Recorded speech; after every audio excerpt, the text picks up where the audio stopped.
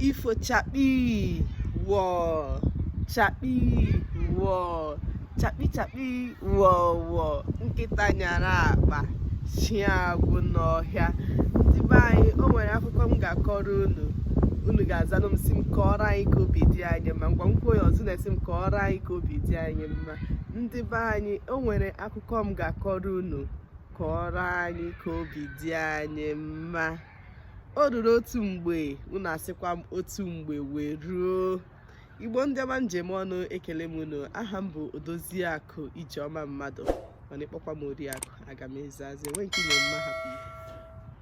N'ụbọchị nke taa, ana m ewetara unu akụkọ ifo ndị Igbo. Ọ ya ka anyị ga-eme n'oge ndị Igbo n'ụbọchị nke taa.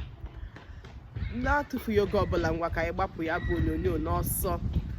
Akụkọ m ga-akọrọ unu taa bụ ihe mere nkịta ji bụrụ anụ ụlọ.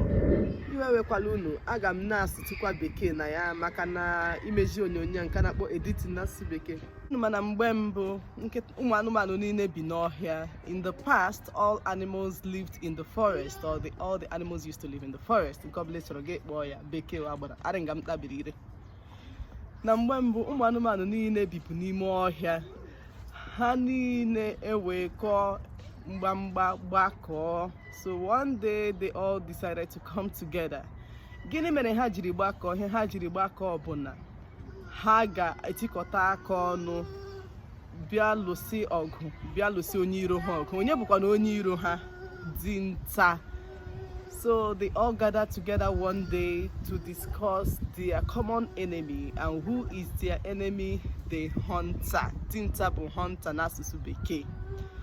Ha niile akụ ekwe otu ha ga-esi alụsị dinta ọgụ. Mụ na Zubi ga-esi akọ akụkọ ifo nke taa. Onye gị nsogbu. Wo ndewo. Ndewo. Ndewo. Akụkọ ifo kwuo ifo chakpi. Kwuo wọ. Ifo chakpi. Wọ. Wọ. Ha niile wee zukọta ọnụ na ha ga-ebuso onye iro ha iro. Ha niile kwuo otu ha ga-esi were egbe ya gaa zụcha n'ọhịa. So they all discussed and they all agreed that they will hide his guns. Mana enwere otu anụmanụ nke ya na dinta dị na mma. But amongst all the animals, there is this one who is a very good friend of the hunter. Ya bụ anọ bụ gịnị? Nkịta. This animal is the dog. Ihe ahụ ụmụ anụmanụ ibe ya kọrọ erute ya n'ahụ. Ya sị mba na ọ gaghị ekwe ka arụọ enyi ya nwoke oduru arụrụ ala. So he was nervous about this decision the other animals took, and he decided that he would help his friend, that he wouldn't let this decision come to pass, or this plan come to pass. Nkịta ya gbapụ ọsọ, gbara ọsọ gawa na nke dinta. So the dog ran out and ran to the hunter's house. Ye were gwa dinta ihe ụmụ anụmanụ ibe ya kpara na nkata. He disclosed all that the other animals have discussed to the hunter. So o ruola a chance na a ga-eme ka nkata pụta ihe. On the D-Day, the D-Day has come. Ụmụ anụmanụ niile anọrọ chewe dinta. Ha nọrọ na-eche dinta. Mana dinta bịaghị ọhịa ụbọchị a. So all the animals gathered and they waited for the hunter, but unfortunately the hunter did not come. Ya pụtara gịnị? Ha na-ajụsi gịnị mere maka na ha ma nọ n'ụbọchị a ka dinta na-achụ nta. They all wondered what could have happened, because they all know that the hunter comes to hunt on this particular day. Ha bido gbarịma gburugburu na-achọgharị na-eche otu ihe mere nkata ha jiri onye gbafuru ha afọ. So they all gathered and thought about who could have leaked this secret. Ha wee chọpụta na ọ bụ nkịta gbara ya bụ ama, and they all discovered that it was the dog that leaked this secret of theirs. Ha wee sị mba na nkịta agaghị esokwa ha ebi. Ha sị na ha ga-egbu nkịta. Ha niile agba agba ahụ. Mgbe nkịta na-ahụ na ihe mere, nkịta ewere ọsọ tipụ ọsọ. And they all discovered that it was the dog that leaked their secret, and decided that no, they can no longer live with the dog, and decided to kill it. But then the dog ran away.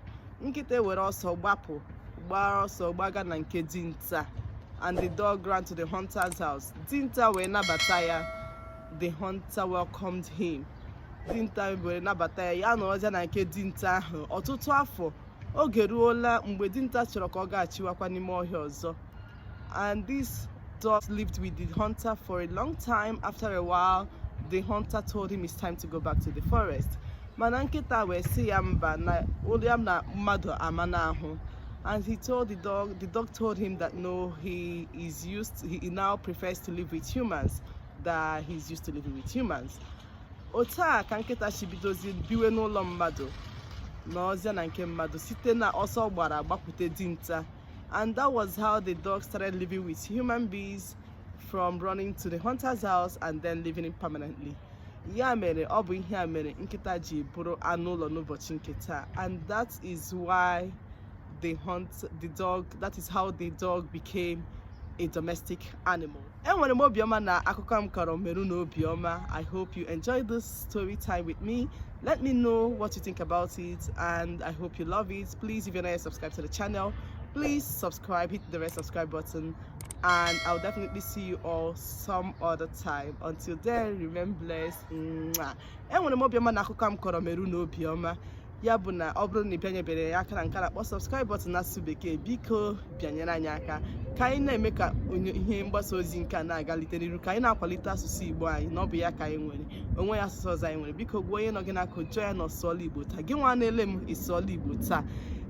Enwere m obi si ike na ọ ga-adịrị gị na mma, ka ọ dịkwa mgbe ọzọ. Ndewo.